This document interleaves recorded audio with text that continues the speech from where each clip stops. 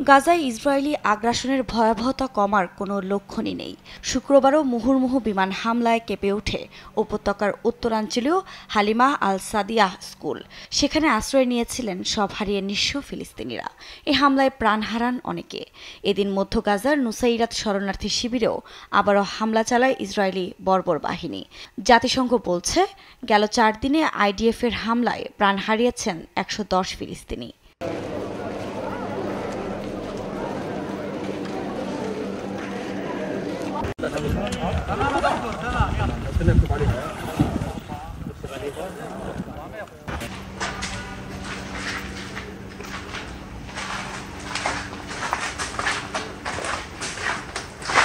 হামলার সঙ্গে গাজা উপত্যকা জুড়ে আবারও মাথাচাড়া দিয়ে উঠেছে খাদ্য সংকট ও বিভিন্ন রোগবালাই। এর মধ্যেই দ্বিতীয় দফায় দক্ষিণাঞ্চলে শুরু হয়েছে পোলিও টিকা কার্যক্রম। তবে টিকা কার্যক্রম বাস্তবায়ন করতে ওই অঞ্চলে যুদ্ধ বন্ধের যে চুক্তি হয়েছিল তা অমান্য করেই হামলা চালাচ্ছে ইসরায়েলি বাহিনী।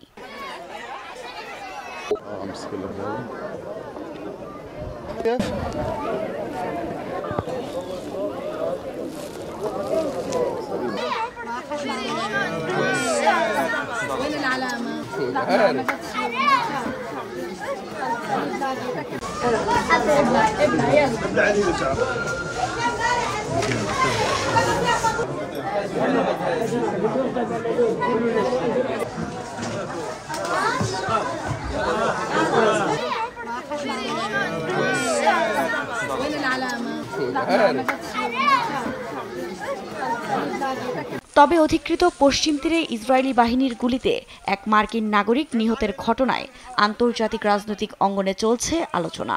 আল জাজিরা সহ আন্তর্জাতিক গণমাধ্যমগুলো জানায়, শুক্রবার জুমার পর ইসরায়েলি বসতি স্থাপনকারীদের বিরুদ্ধে ফিলিস্তিনিপন্থীদের প্রতিবাদে অংশ নেন ওই মার্কিন নারী আয়েশেনু। ওই সময় ইসরায়েলি বাহিনী এসে নির্বিচারে গুলি চালায়। এতে মাথায় গুলিবিদ্ধ হয়ে প্রাণ হারান আয়েশেনু।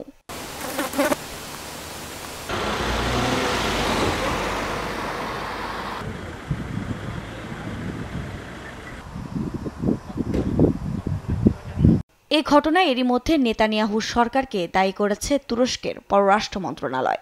একই সঙ্গে এ ঘটনায় ন্যায় বিচার ও জবাবদিহিতার আহ্বান জানিয়েছে মার্কিন সিনেটর। পূর্ণ তদন্ত ও জবাবদিহিতার আহ্বান জানিয়েছে জাতিসংঘ। আইডিএফের দাবি, নিজেদের আত্মরক্ষায় এ হামলা চালানো হয়েছে। তবে গুলিতে একজন বিদেশি নারী নিহত হওয়ার খবর সেনাবাহিনী খতিয়ে দেখছে বলেও জানিয়েছে ইসরায়েলি বাহিনী। আফরিন মৌ, নিউজ ডেস্ক, দেশ টিভি।